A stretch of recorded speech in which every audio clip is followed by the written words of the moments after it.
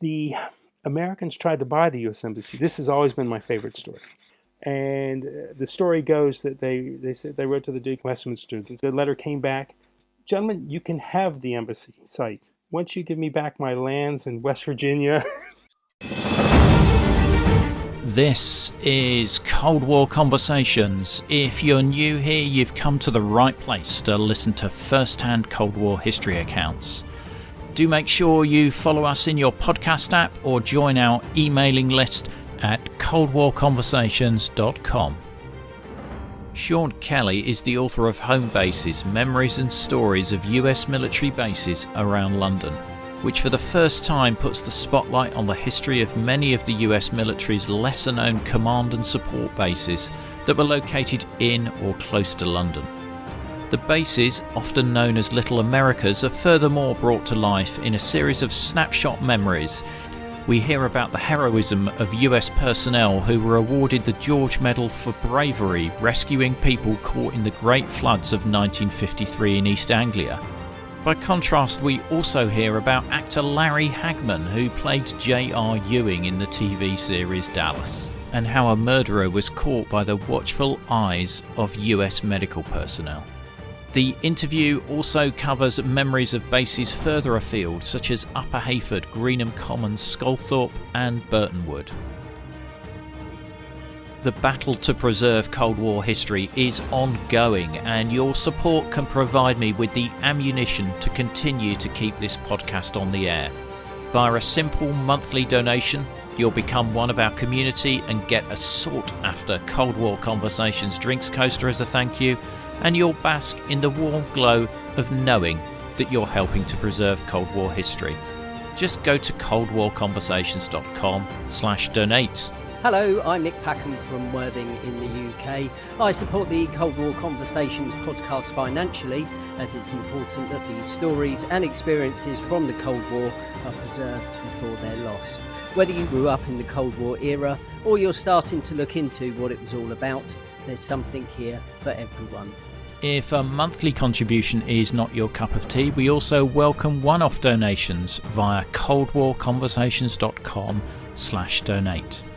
I'm delighted to welcome Sean Kelly to our Cold War conversation.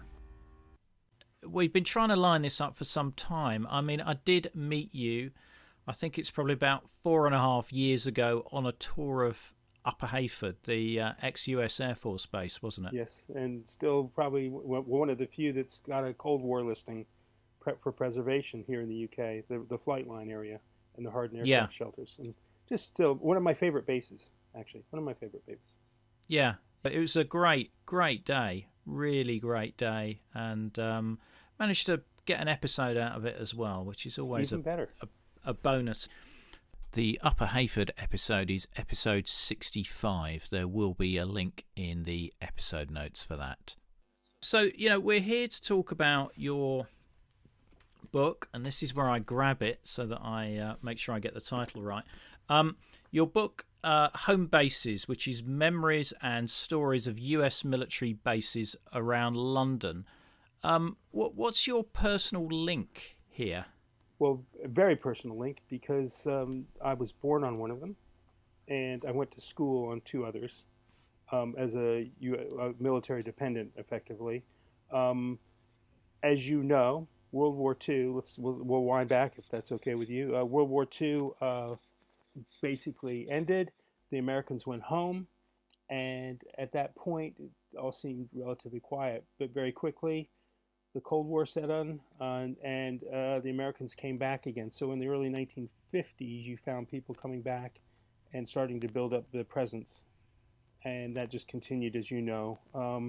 And then some ebbs and flows, but essentially largely went away in the 1990s. And then again, pretty much fully around London in 2006. And that was the last real remaining presence was the U.S. Navy, effectively, for any great number of people. Really, I mean, Home Bases was sort of a love letter to all the bases that are not really flight line bases. They're the command and control bases around London. So I was born on a base called South Ruislip Air Station, USAF, about 17 miles west of London. And it was my mother had come over with my father. He had been a Fulbright scholar. He had been in the U.S. Navy. However, he'd gotten out of the U.S. Navy. He'd done his time in the 40s and decided to study art as a Fulbright scholar. He'd actually been out in the Pacific. And at the end of the war, he'd spent about 45 days towing a dry dock out to a small place called Bikini. And then saw a couple bright flashes, as they say. Yeah. And but he decided after his time in the Navy as a signalman to come out and study art. He loved it, and he came to Paris first in the mid '50s, and then they arrived in London. I think Paris in the early '50s, and then they arrived in London in '55. And then my mother went to work for the U.S. government. She found a job working for the U.S. government as a teacher for a dependent school for the children of personnel around the area who were here with their parents and needed an education. Many of them were three or 4 year terms here. And so that's how I ended up being born at South Ruislip, which was the headquarters base until about 1972 or so, 73, somewhere around there, where it effectively became the headquarters at Mildenhall. They moved to Mildenhall. So I started being born there, and that hospital there was a 100-bed hospital, so it was significant. And then when school time came along, I went to a small place called Eastcote. Eastcote was another U.S. Air Force base about 3 miles away from South Ruislip. Eastcote was elementary school for me, and then I moved to a place called Dawes Hill High Wycombe for high school, and that for me was the home of a place called London Central High School. Dawes Hill itself, and maybe we'll come back to this, was this amazing base that was Station 101 in World War II. It was the top secret pine tree. It was where an underground secret bunker was, from which all the mission orders, all the tasking orders for the U.S. Army Air Force 8th Air Force Bomber Command were issued. So history was kind of made on that hillside.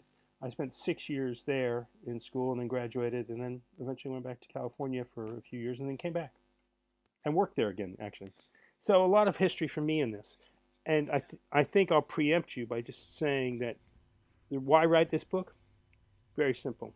As I say, there have been a lot of books about, and superb books too, about all the flight line bases around the UK, all the American super base books, etc. There had been nothing about these bases that were not the sexy bases. And what I was seeing suddenly was that history was beginning to disappear. These places were being closed down, bulldozed, redeveloped, lost in many cases. And also the memories of those people were going. I'd had a hard lesson on this, Ian. I wrote a book a few years before, in 2007, about London Central High School, this dependent school. And I'd done it really simply, one of the best ways you could, by interviewing your former teachers. Now, these people come over in the 1950s and on, and had been teachers, some of them for, well, like my mother had been for 35 years or so, a teacher. And I didn't interview enough of them in time. I always regretted that. And so I immediately started trying to interview people for home bases. I needed to do some history. I can't take history. I failed at history miserably. It was not my favorite thing. But I needed to get some history in there about how the Americans had ended up over here and so forth. So a little bit of the book is history. Then there's a whole look at each of the bases around. And if we run through some of those, you have, where do we start? So I said High Wycombe. That's 34 miles west of London. We said South Ruislip, 17 miles west of London. West Ruislip was another support base for that. But also, there were places like Denham Film Studios at one point, which was used in the support of the U.S. Air Force operations. They rented out for the sound stages. And that for storage, and they kept things there. They put food there and equipment and so forth, and shipped stuff around to the other bases from there at one point. And then you had, as I said, Bushy Hall, Bushy Park, and some of them had Cold War relevance and some didn't. Certainly, Dawes Hill High Wycombe had an incredible Cold War relevance. But it was the third part of the book was to just try and interview people, and I managed to get some from World War II. Obviously, I managed to get a couple guys who were here and instrumental in reopening up the top secret bunker at High Wycombe in the early 1950s, probably around 53, I think it was. They came over. They were sent here to effectively take back the base. For some years after High Wycombe closed, there was the civilian community was allowed to live in some of the buildings and so forth, but they had to go back in and they had to pump like 10 feet of water out of the secret underground bunker, get it going again, and get ready to take on the Soviets. Fascinating story. It would become sort of this whole Seventh Air Division sort of operation, in a sense, be set up. We hoped not for combat, but ready in case the worst came. And so their stories were really important. And it wasn't just their stories. I picked people across the areas and across the bases to try and interview and grab. So that was the whole thing. Capture these things while you can. As a historian, as a lover of history, and I do love history. I'm not very good at it, but I do love it. It was really important. This stuff is gone or going, much of it. Of course, it may be needing to come back in current world situation. Who knows?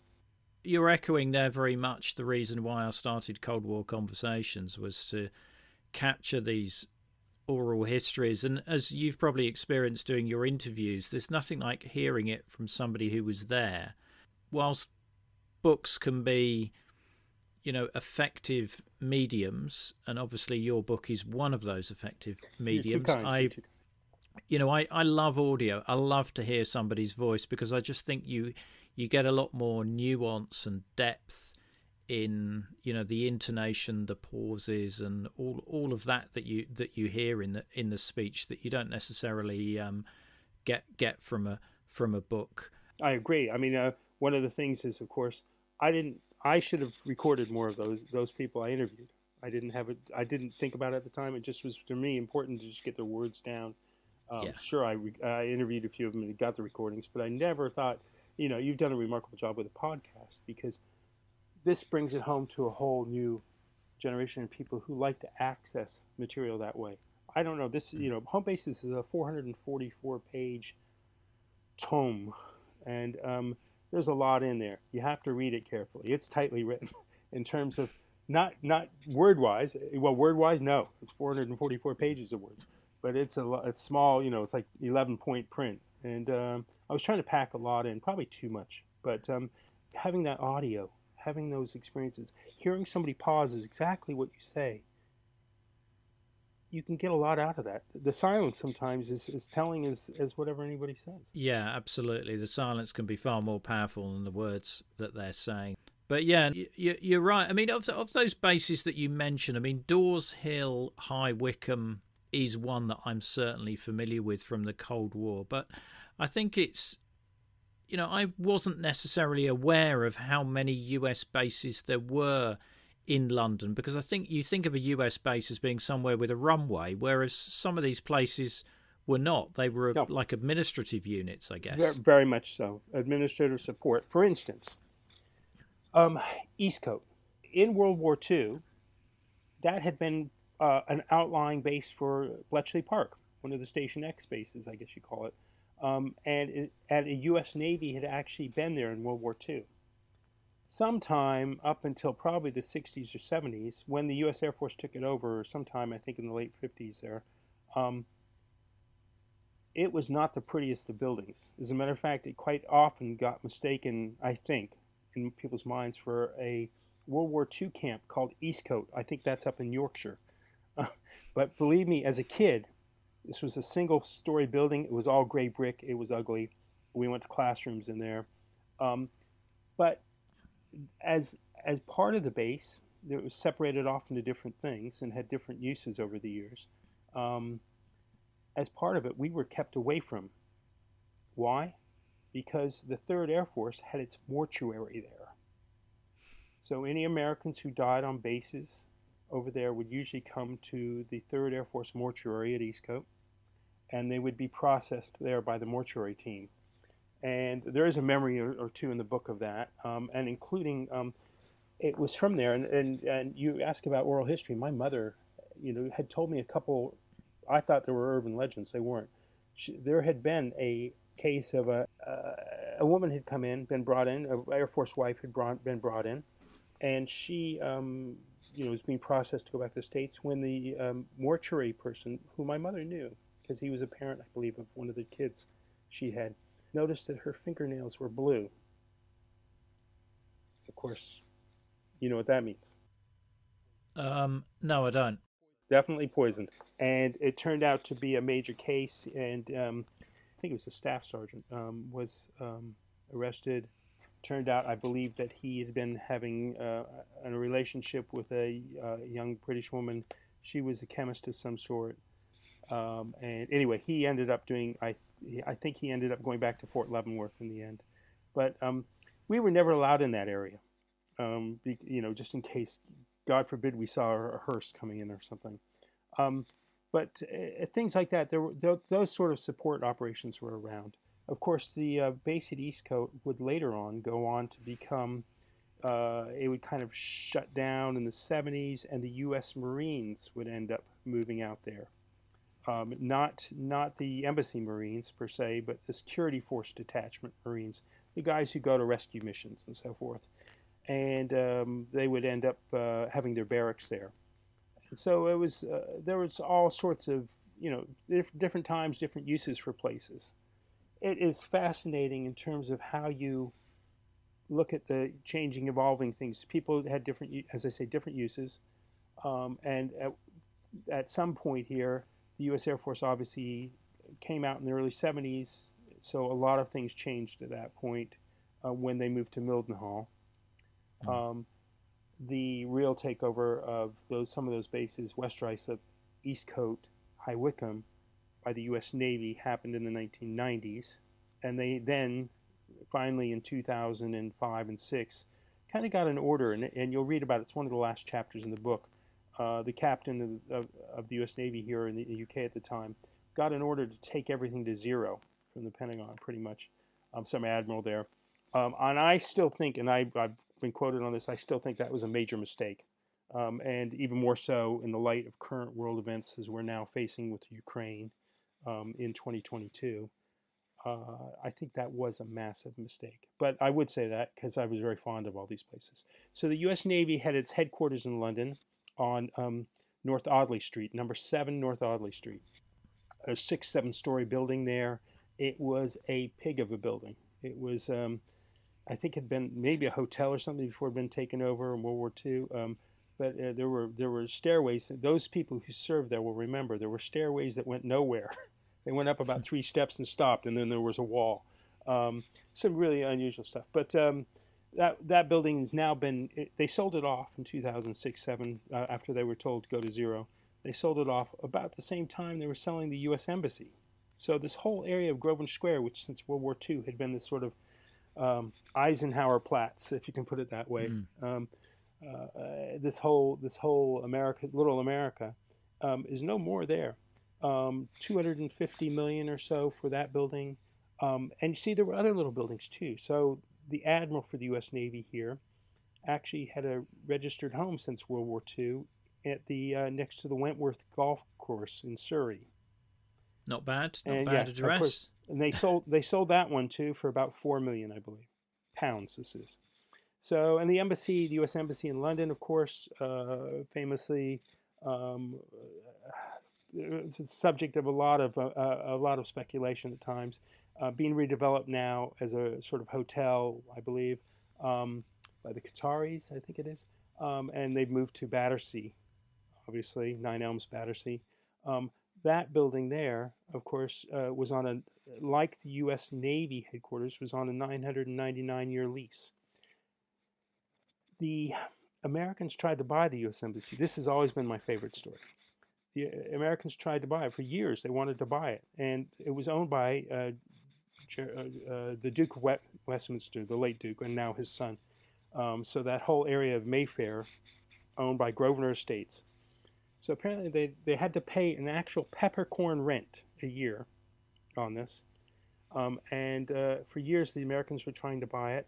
Apparently they really pushed at it one time, And the story goes that they said they wrote to the Duke and said, "Look, we're the United States of America. Let's buy this place. You know, we want to buy it. We want to own our own. It's the only embassy in the world we don't own the site of." And apparently, the letter came back, "Gentlemen, you can have the embassy site once you give me back my lands in West Virginia from historic lands taken many, many years ago in a certain revolution." So I love those little things. The U.S. Navy headquarters in London. When it shut, I was able to go in there a couple weeks after it shut, and at some point I'll put the pictures up online. And it was a tour. I just had about an hour in there, and went through and shot as much as I could. Fascinating because there it was a 999-year lease. I've got a copy of that lease, or the page in the book there. I think it cost him like £100,000, but also £1. You know, effectively it was nothing. But capturing people's memories, critical. And many of these bases are now gone. High Wycombe Air Station, I'll go back to that. So World War II, they put in this bunker, 3-story bunker. Well, it wasn't. It was a single story at the time. And anybody who loves their history will know, I have to relate this to young people in a way they can understand. Did you ever see Memphis Belle, the film? Yeah. Yeah. Yeah. Okay, so many people will have seen that. That plane and every other heavy bomber plane got its tasking orders, as I say, from that hillside, from that bunker, or from that hillside some point in World War II. It closes down. It becomes a Cold War place. It is a unique building because right now it's the only thing left of that base. And let me explain this. So when they built it as a concrete block within a concrete block. And in between about 1.5 meters of dead space, and it effectively sits on some architectural springs. So if the building were hit by German bombers in World War II, it might have shaken a bit. There's 25 feet of earth above the outer sort of thing, if they'd ever found it. When the closed down, the late Queen Mother and the King came to see it, and were they pictured there. Then went quiet. Then came along Lancer Control in the 50s. It was revamped. The single-story building that you can see in a online film called The Mission for Today. There are 2 points in there where you see a giant map room, and that is the famous map room. Everybody still asks about. Is that map still there? It's not there that I've ever found. But this 3-story building now for modern era for the Cold War to deal with the nuclear age at some point was turned into a Faraday cage. How do you turn a place into a Faraday cage? Well, you wrap it in strips of copper inside. So there must be miles of copper in that building still. And if you look at certain points of the floor in there, when they allow an occasional tour, and they don't do them that often, I don't believe, you can see these strips of copper banding in the floor there. Of course, it was modernized over the years. Certainly in the 1980s, there was a massive story in the Observer newspaper in the UK saying that it had received about £13 million worth of upgrade as they were moving on to take on additional elements of support in the Cold War. They put in 2 floors, they put in lots of computers. You can see where computers were stored in there, and they must have been heavy computers. You can also see a few things, including a really small little ports in occasional places. They not only had computer halon, yeah, to remove the oxygen. They had some halon dump pipes in there. I don't think you can use those anywhere. No, you anymore. can't. But at one point they had halon dump pipes in there. But the other really fascinating thing they had in that bunker, it's still there if you can get around and see it ever, is a little thing called WWMCCS, I think it is, and it was the worldwide military computer system, effectively. But my understanding was that High Wycombe, which became a fallback headquarters in the later years, since probably the 80s, for the U.S. military command in Europe. If Germany had been overrun by Soviet tanks, that would have been the fallback headquarters. It was one of only 3 places outside of the Pentagon where the war plan, the Pentagon's war plan, was sent to and updated every 24, 72 hours. I've heard different numbers. And so that was a unique place. But when it came to closing it down, two great stories. And the one I love is when the U.S. Navy had it, I believe it didn't start until they took over the base. They opened up the bunker on Halloween, and you could go down there and be scared. They had hay rides down to the bunker, which was halfway down the hill, and you could go in there and be scared in an underground bunker. Also, at one point, the U.S. Marines used that for some sort of training, whether it be hostage rescue or whatever it was, ingression training, whatever. So parts of it had been damaged up. But what really happened was when the U.S. Navy decided to hand it back, the MOD looked around, and they were looking for another user for the base. They didn't find any, so they put it to the market. Of course, in the health and safety era, Ian, they left all the doors open for 3 or 4 years, right? Cold English winters, cold going into those things. But these are places, bunkers that had been modernized with ceiling tiles and so forth. So a lot of nature seeped in, if I can put it that way, and did some damage. So ceiling tiles were falling down, and so forth. But people still ask about the original map. It's not there that we can see. What is fascinating, the most fascinating part of this whole thing, is this building is the only thing preserved, and here's why. It was sold. The American site was sold. Sorry, the original World War II site was partly Wickham Abbey Girls' School, or Wickham Abbey School, as it I think it now is, and then halfway up the hill where the bunker was, that was Wickham Abbey School, and just above it there was on a long lease. It was a unique thing because it was the only other base around besides South Ruislip, really, that was called High Wycombe Air Station USAF. Most of them had, as you know, over the years, they put RAF in front of many of the names, or kept that, particularly in the Greenham Common era, where it would help to have even further separation. That bunker had to be returned under Critchell Down rules to Wickham Abbey School. And so they own it now. But before it was returned, just before it was returned, English Heritage noted it. I don't know how to this day. And they said, oh, that's interesting. Historically, it's interesting because this is where U.S. Air Force 8th Bomber Command was. But architecturally, it's the only one of its kind. So they slapped it with a grade 2 star, I think it is, grade 2 star, which has its own additional responsibility, preservation order, which means that while you may, your listeners may not know this, but you don't have to necessarily go all guns out to preserve a place, but you can't just knock it down. So it's there. Who knows how long that bunker will last, but it's been there since 1939, 40, somewhere around there. Well, these places aren't that easy to demolish either. I mean, in terms of cost.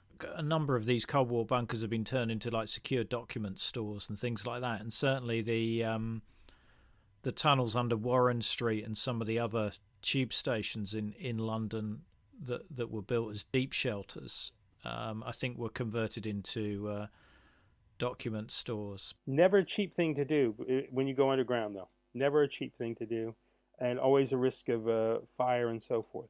Let me just jump over to another base because it fascinates me. It's a flight line base, but of course it had a link to High Wycombe, and that is Greenham Common. Now, Greenham, famous World War II, 101st Airborne, departed from there on D-Day, and then of course it then had a Cold War role, and then of course at some point, was it the early 1990s, the ground launched cruise missiles showed up there. They built this special gamma area for that. And that's another place where today, of course, the base was closed down. The main runway was dug up and is used as part of the A30 bypass. It's used as hard fill, right? So part of this 2-mile long runway, unique 2-mile long runway there, was dug up and basically used for a motorway, which is fine. And that's not the first time that's happened. And the Gamma, of course, these hardened aircraft, pretty much to protect the nuclear missiles, massive bunkers with blast doors on them, protected 3 lines of, barbed wire fencing and so forth. Well, guess what? That's the national monument too. Now, it's privately held, but But at this point, much of the base has been redeveloped as something called it was New Greenham Park. I think it's now Greenham Park. But you can still walk around and see that site, and it's something to see. But what happened? Of course, they couldn't close the doors on it. They left them open, and at some point, numerous times, I'm sure, metal thieves got in and stole a lot of the the control equipment for the doors and so forth. So there's no way to close those anymore. It'd take a fortune to do that. But that's still there. Just the control tower's still there as well, isn't it? Well, yes, it was. I tried to buy it. And at some point, they put it on the market and said, come around, take a look. And I thought, I can go put £1.50 into this. And I think in the end, the council bought it. When I saw it, it had been boarded up, but it had also been, all the windows had been smashed and so forth. And it's a beautiful area to walk or jog in there because, you can see down to where the old runway was. And some of the taxiways are still there, particularly around the Gamma and so forth. But then there's horses wandering in the early mist and so forth. So it's great. They now have a cafe there, and they're open a few days a week. And you can go there and have a drink. And they've done a little bit of a museum there now, which is really nice. Yeah, I did an episode a while back on Greenham Common with, I can't remember the guy's name, but he'd written a book on the history of Greenham. This was episode 18 with Jonathan Sayers, and the book is called In Defence of Freedom, A History of RAF Greenham Common. There'll be a link in the episode notes. Yeah, so I'm just happening, since your readers can't see it, I was happening to hold up one of the inside of the Gamma. When they took the last missiles out, I was there. I was there for it. And I'm trying to remember the British minister now, Alan Clark. Alan Clark was the man. And he was there with a guy, General Marcus Anderson, who was the 3rd Air Force commander at the time. And the last of the cruise missiles went out on a C-5, I believe it is. My aircraft knowledge is useless for being a wannabe aerospace engineer at one point. But the moment they went out, I think I'm going to lay claim to this and say I was the first journalist inside the Gamma to wander around because we were allowed in there, and I just went right over there as soon as that plane started moving, over there inside. And of course, there you've done the interview on the book, but there now several films have been made inside the Gamma. They've used that as a famous film: Star Wars, Fast and Furious. I don't know what else, but the great story, of course, was probably in the Daily Mail newspaper in the UK, in which a small pilot was flying over Newbury, looked over to his right, and saw a Star Wars aircraft parked down there. And that they got a great scoop out of that, I think. But that was, I love those sort of things, and how they've used those things, and how bases do get used. Of course, with Greenham, and I don't know if they covered this or not, and this is what fascinated me. Once, as the strategic weapons deal came through, and they drew down Greenham, of course, the Soviets at the time had the right to visit. I think they had to give 72 hours notice. And the story goes, of course, that they couldn't lease it out and what would you lease it for? I guess for you put a couple rock bands in each of those Gamma shelters, or a mushroom farmer. I'm not sure which. But the problem they had was they couldn't lease it out for a long while because apparently, if they had leased it out and the leasee had said, "No, I'm not letting you in today," there could have been an international incident when the Russians showed up. Apparently, at the time, the story goes the Russians used to come, say, "Oh yeah, there it is. We're off shopping in London," and that was that. Another era though. A different time. Yeah, I mean, I have seen some incredible photos of Soviet aircraft at Greenham, which is they've flown in to inspect the place and make sure that Yeah, and that's exactly it. But I think there was more on the shopping agenda than is there any cruise missiles left around in that crevice over there? So those things fascinate me. RAF Northolt was used by the Americans a little bit. And as a matter of fact, there is a story in the book about, I think, a security man who was sent over there to guard a plane. And it had in it a very special present going to the Soviet leader at the time, Khrushchev maybe. Apparently, this plane contained a boat. And the boat never made it because there was a small incident at the time with Mr. Gary Powers, I think it was. And that all kicked off, and then so the boat went back, and it's somewhere in the United States. I don't know if it's still floating. But I mentioned that in the book. I love all those stories, and there are some unique people, Ian, who served on these bases, and that's what, as you say, recording those memories of those people, so important. I mean, I was lucky to be able to interview a lot of people. If we just pick out a few of those stories of the people that served on the base. I mean, you've mentioned to me before we started recording Freeman Kilpatrick. Freeman Kilpatrick, yes. And now he had actually he what I had to reach on this a slight bit, but he was exceptional, and in a sense, he and one other man represent the very nature of the special relationship between the UK and the British, the UK and the United States. And when we talk about the special relationship, there's no more human relationship than this. He was an airman at Sculthorpe in the 1950s, and one day he was at home with his wife in a place called Hunstanton, and I think it's January '53. He gets ready to go out with his wife for the evening to a film, and he goes out the back door and sees a small trickle of water. They're on these houses near the beach that are on stilts. Goes out and sees a small trickle of water. The next time he looks out, it's 14 feet deep. And these are the horrific floods of 1953, which killed 300 people on the east coast of England, including 17 airmen, I believe it was, or 17 airmen and their family members.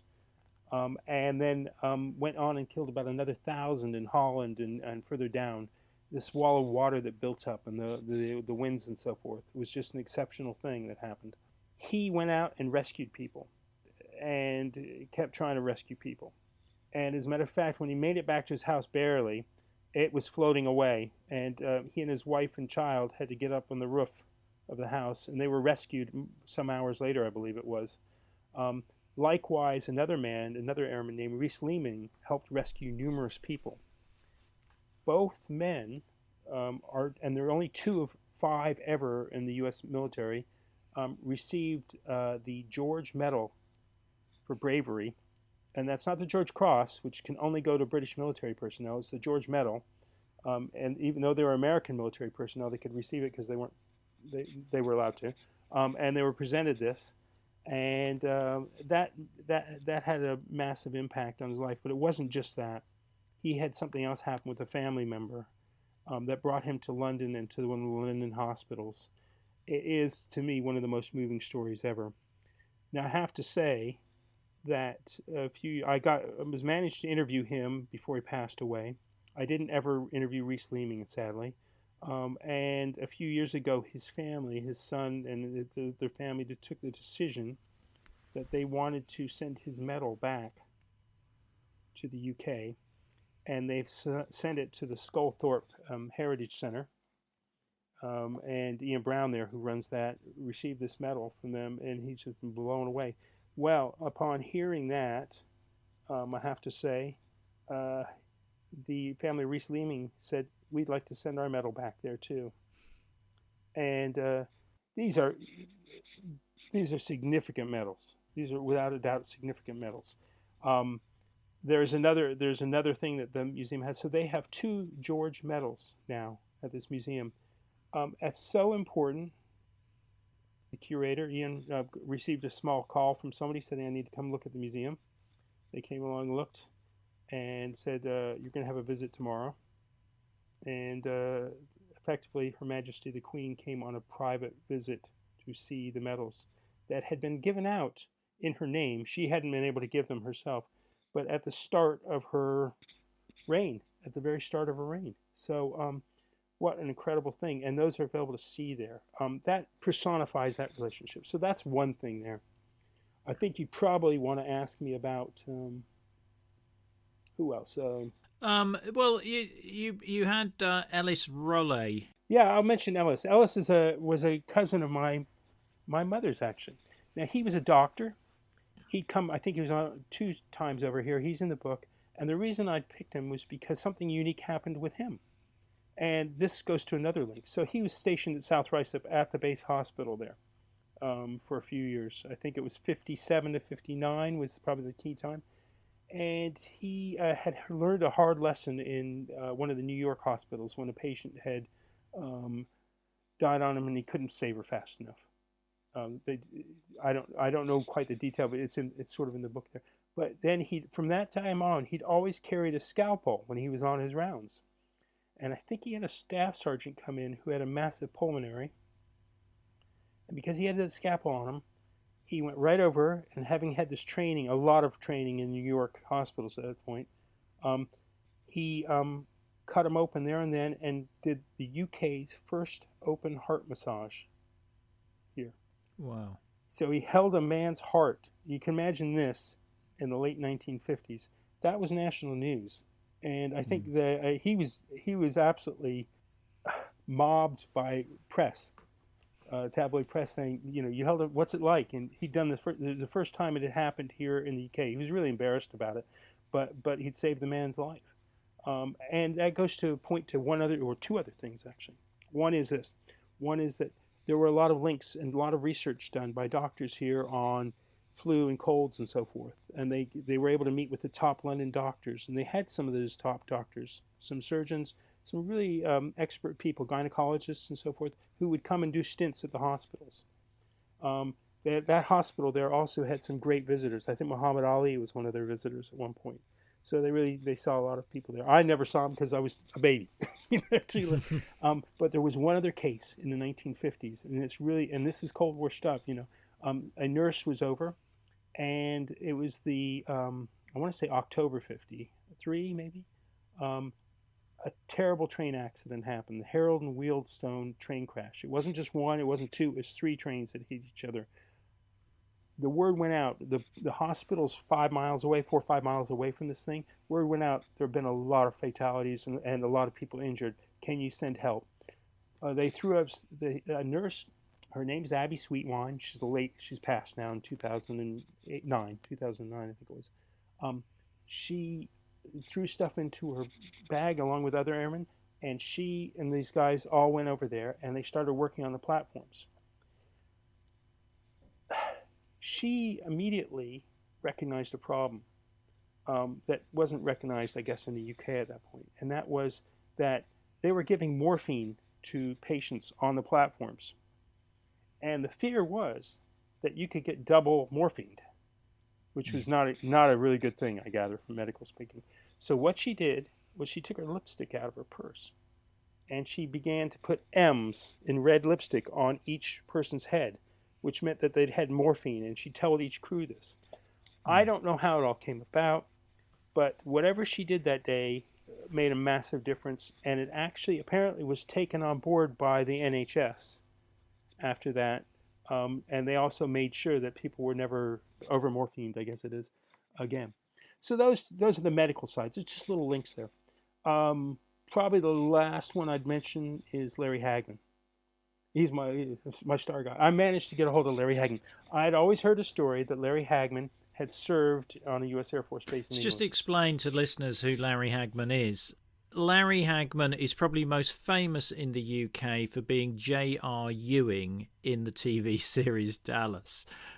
He's also featured in a number of films. I always remember him in The Eagle Has Landed as this sort of crazy US colonel, I think he is in that, he would have played gets dispatched by a German spy partway through the film. But anyway, tell me about Larry Hagman's connection here. And also, he was in I Dream of Jeannie, which I adored. So as a kid, I adored that. So I'll give that one in too.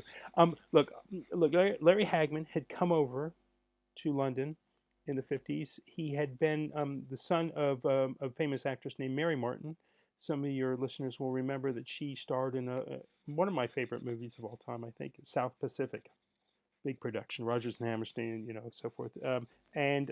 He'd come over with his mother on, I forget which ship it was now, but they'd come over and they were here for about 8 months or so, I think it was 9 months, something like that, doing the stage version. And he was playing one of the seamen in this while his mother was starring in the show. Well, during this time, he got his call up. Uncle Sam called him and said, "Guess what? You're going to war, buddy." And Larry was quite straight up about this. You know, he was. I spoke to him when he was in California at the time, and he was quite straight up, and he said there was no way I was going to go to Korea. Um, I pulled all the strings I had, and they'd met a chaplain on board the ship coming over, and the chaplain, they called him and said, "How can Larry do his time here in the UK?" And effectively, he went and did his basic training here in the UK. I forget where it was now, Sealand or somewhere like that, I believe it was.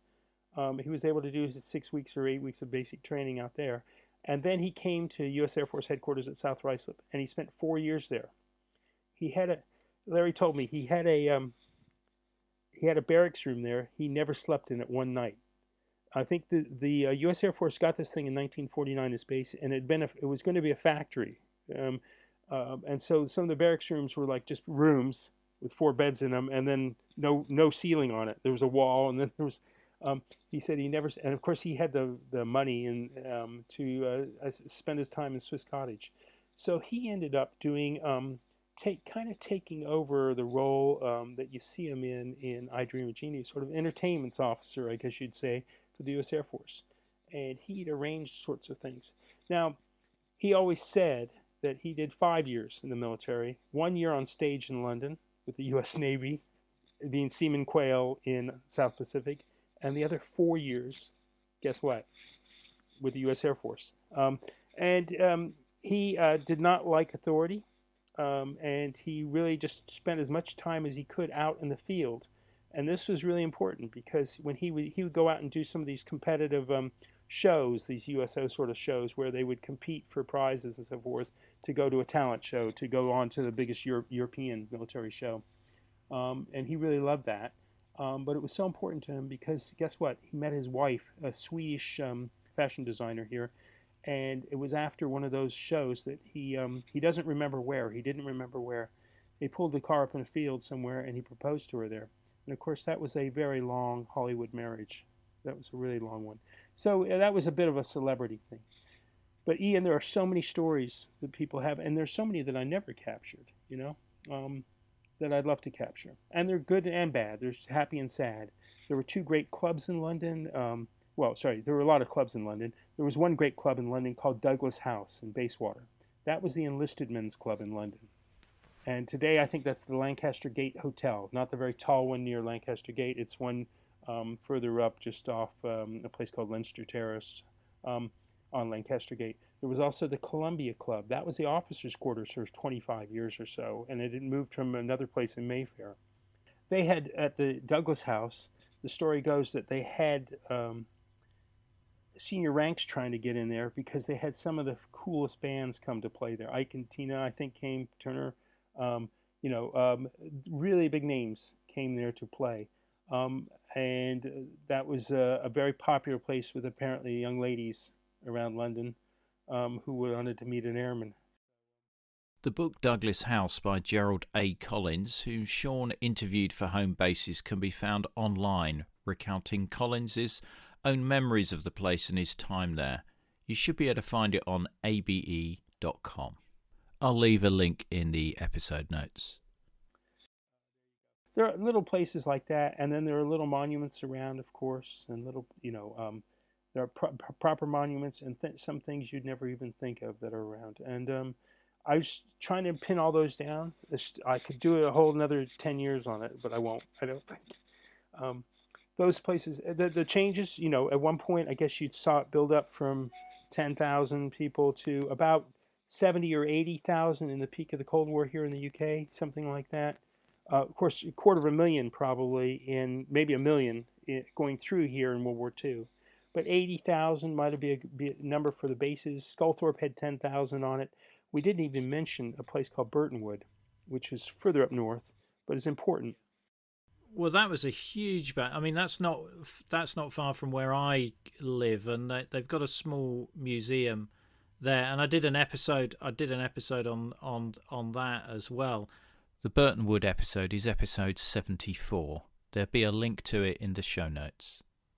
It was a massive, but I remember a big chunk of it was still there, and you used to go past it on the motorway, and there were these huge hangars and, you could see all the taxiways. Part of the M62, as you drive up and down it, it was the main runway. About a mile and a quarter of it is the main runway. Burtonwood was so important in Warrington, and so many people had met airmen there, and relationships, and and whatever ways those take you in your life. And I was there on the very last day that base operated, and to see those 2,000-yard, 1,800, 2,000-yard long hallways empty. So storage units so big, they had to have bicycles to get up and down them. Well, they used to have a lot of vehicles and things there, didn't Jeeps? they? They had huge hangars for vehicles in case the Cold War went hot. The great thing was, this was the big storage place. Everything was ready. Pompous, I think it was, material. It was pre-provisioned material stored there. They had several 3,000-bed hospitals in boxes. They had rows and rows of Jeeps. I remember the figure somewhere of 80,000 gas masks in one part of the building. Wow. And these things were not just put in a box. They all had to be taken out and tested and made sure they were current. Jeeps had to be emptied out and then made sure and checked every once in a while. Yeah. And so incredible amount. And of course the Army had a Navy, and down in Hythe near Southampton. And there in a dockyard there, they kept the Army's Navy up to ocean-going tugs to bring in some of the big ships if they ever had to. So and all that's gone, of course, and been redeveloped now. I'm trying to remember the name. Omega Park, is it up there now? I think. Where at Burtonwood? Yeah, Burtonwood. Yeah. I mean, it's a big industrial estate and storage place for people like Amazon and stuff like that, I think. Storied history and a great little museum there, and there are great little museums around. So, and we're going to see more. I mean, we're going to see more. I think some more interest in this in the coming years in some of these places because of some of the World War II anniversaries. Cold War doesn't seem to get the same sort of anniversary treatment, but some bits of it, and maybe now with, dare I even say, history trying to almost repeat itself. I don't know if I should say that or not, but in a weird way, I think people will be, you got to look back sometimes to understand what's going on. I mean, I am seeing more interest in the podcast, not necessarily the interest that I would want to see on the basis of the circumstances, but I think people are sort of looking back to that period to see how it was handled and how people experienced it, because we're certainly seeing very much echoes of 40 years ago. Yeah, well, if you don't know your history, you're doomed to repeat it, and geez, are we, so for me, there's a lot of great history here. There's a lot of what's intrinsic to the special relationship between the United Kingdom and the United States is to be found. The equipment that wove that some of that considerable relationship, or the circumstances, is to be found on those former bases. And you find that a lot of GIs really had some of the best times of their lives. I'd love to hear from some of those people one day. Just I mean, you see it occasionally on Facebook sites and so forth. I really had a fantastic time there. I miss that. Of course, and I do like going back to the scenes of my youth. Maybe, as we get older, is that better? I don't know. No, well, I think, I mean, people are always nostalgic. Well, not always nostalgic, but they tend to be nostalgic about their youth and revisiting, those locations. I can completely understand that. A question I did want to ask you is, were you living on the base when you were? No. So I used to have to take a bus. My parents ended up in London, and right. I not far from from these two R&R facilities, the Officers Club. They were in Bayswater in London, so I would see those places a lot. Douglas House being one of them. So I was there, and then I was taking a bus out, 40 minutes, whatever, to Eastcote, an hour or so to High Wycombe at times. But it was just a choice my parents had made. A lot of kids, and I should mention this because it is famous. Um, a number of kids who were slightly older in the high school years at High Wycombe, they had a residence halls at High Wycombe. They had been the airmen's barracks. They had 1,200 airmen in these barracks at one point, two barracks, 3 stories. And during the Cold War, when the Air Force was occupying the bunkers fully at that time, um, they had these guys on 24-hour shifts, SAC sort of strategic air command operations, and 1,200 of them. So they were all doing different things, but in 3 different shifts. These two residence halls were used as the residence halls for the kids coming from places like Greenham Common, from a place called Holyloch, the submarine base up in Scotland, um, in Dunoon, as it used to be, one sort of one bay over from the Faslane, I think it is, effectively, and that had been a major base, and coming even from other parts of the world at times. But Greenham Common, Welford, the bomb dump at Welford, Fairford, which we didn't even talk about, and it is now massively in the news at the moment. That had been a major base for a long time, and then it went to turnkey. Now you're finding that they've turned the key, and I think they're going to leave the door open there for a long time now. It's where 4 B-52s were currently parked. And so they'd come to the school, and they stayed there either 5 days a week or 7 days a week. And the Bobcats, we're all known as the Bobcats, as our school, logo, moniker. And the great story was, and I'd heard this a few times, and you couldn't dispel people from this. The people of High Wycombe always thought that these 3-story buildings, because you could see them when you walked, there's a public footpath, as with Eastcote, as with Camp Road at Upper Heyford, which runs right through the middle of their base there, the old base as it was.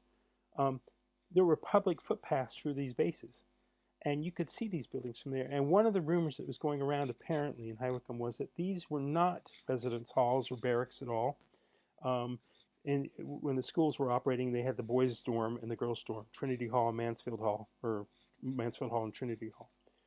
But they were actually covers for missiles. And they were the silo covers for missiles, these giant 3-story buildings that were about 130 meters long, I'd like to say, each. And that when World War III came, these 2 buildings would slide effectively 40 feet down the hill each, and the missiles would take off. Not true, not true. I love those urban. Sometimes there's great urban legends, and there's some that are absolutely wrong, but absolutely fun. So. Well, I mean, you're very much with me here. I love these little stories and little nuggets that would otherwise be forgotten in the overall scheme of things. They're not stuff that would necessarily make it into a history book. No. But except mine. Do... Except mine.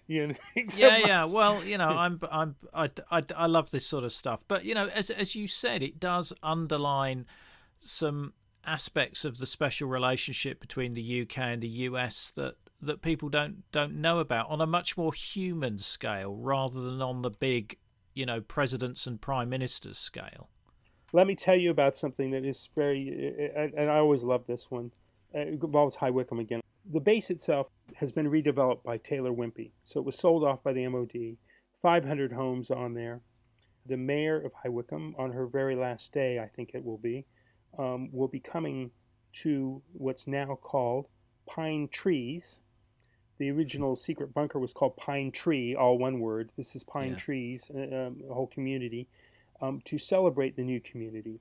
As part of that, several of my former classmates and people who have been interested, who were with the Air Force and so forth, were putting a time capsule in the ground there. We've rededicated some of the roads there. With names not only of the U.S. names that were there, including some from Pearl Harbor, Eisenhower, Doolittle, names that are famous general names too, and presidential names. But we're also rededicating a road called Kennedy Avenue. Everybody thinks that Kennedy Avenue was named after John F. Kennedy because it was dedicated first in the 60s. It was not. It was named after Edward Coverley Kennedy. He was a Royal Navy captain, and he went down with his ship in 1939. They had dedicated this road in 1960 originally. We're going to rededicate it in a few weeks' time. And his daughter is coming back. She's 95 years old to help us do it. Wow. So there's these. I don't know why the original choice was made, but the Americans felt it was important to honor this local man on the base that was in the local area there, and I think that's very important to me too that we're doing that. And then we're going to rename a park there after the Bobcats. I mentioned the Bobcats. I might as well mention them again. Great team, one of the best teams around. When we recorded this interview with Sean earlier in 2022, the ceremony had not yet taken place. I'm pleased to say that subsequently it has happened, and it was officiated by the then Mayor of High Wycombe, Councillor Andrea Bourne, and Deputy Mayor Councillor Leslie Clark, OBE. Councillor Clark and her husband Martin were instrumental in working with former students of the US Military Dependent School London Central, who attended the school there in the 1970s, in getting the roads and park reconnected with their historical past, including some of the names being named after teachers from the base school as part of the new development. Catherine Calvo-Coresi, Captain Kennedy's daughter, who was at the original ceremony in the 1960s, was the VIP guest for the second time in a ceremony attended by about 200 people, including both former US military personnel and London Central faculty and students. A time capsule put in the ground as part of the ceremony has a 50-year retrieval and opening date, if you'll mark it in your diaries, for May 2072. But all these bases, a number of these bases, not all of them, had some schools with them, so they had to have families that were here. Not everybody. Younger airmen didn't have families here. But the last thing I will say on this part is there have always been special relationships between airmen and airwomen and local community men and women, and long may that continue. It still continues now. I've never quite pinned down the numbers of marriages that take place each year, but I do know that when the Gulf War was on, it was going up considerably. People were getting married, suddenly deciding we had to get married before they went off down to the Gulf. That's always, I think there's a whole story on that at some point. And as we all know, going back to World War II, there are still people searching for GI fathers, and in the 60s, 70s too, as far as I can tell. Fascinating, those little links to me. Absolutely. Sean, where can people get the book from, and where can people find you on the internet? So a couple things here. I'll say three quick things on this. One is go to that place called Bezos Land, Amazon. And it's there these days, I think. It came out in 2014, so it's been a while. It's there. You'll find it there. You can actually see, I think, about 20 or 30 pages of it. Given it's 400 pages, that's nothing, believe me. But you'll get a feel for it there. And then in terms of where to find me on the internet, Facebook is that other name that we all bandied around a bit. And there is a website I keep for home bases called facebook.com/US home bases. So United States home bases, but US home bases. And you'll find it on there. What you'll see at the top of the page is actually a schematic of the underground bunker at High Wycombe, funnily enough. And I also have a second site, I think it's called 7 North Audley, and that's for the U.S. Navy building there, because there are a lot of people who had happy memories there, and there's some fascinating things that happen there. I would also recommend to anybody, if you're planning to come, and I do hope people come, and people are coming back, fuel aviation prices aside right now in 2022, and the troubles in the world, people will still travel. I'm a big advocate of travel. And I would say, guys, if you get a chance, places like the Sculthorpe Heritage Center, the aircraft control tower at Greenham Common, there's a chance there to go see that area and understand a little more. There is a heritage center at Upper Heyford we both know very well. Well, it's come on since we were there, run by a guy named Nick Porter. The Bentwaters Cold War Museum. of course, and we didn't even talk about the twin bases, and and there's that whole thing with that whole side. And then at Bushy Hall, which is now called the Lincoln's Fields Children's Center in Watford, the Lincoln's Fields Children's Center. They do have their 1940s experience, but they also have their stuff they can talk to you about the base, and you can still see some of the original buildings that were there in the 50s and 60s.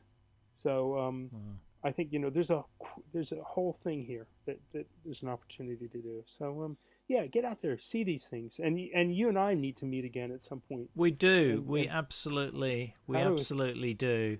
That will probably bring back a load of memories to some of the veterans that listen to the podcast who served in the UK, and hopefully, some of them will get in contact with you and share some of their stories too. And I hope they get in contact with you, because as you say, I mean, look, Ian, having this kind of media now and a podcast works for so many people, and I get it.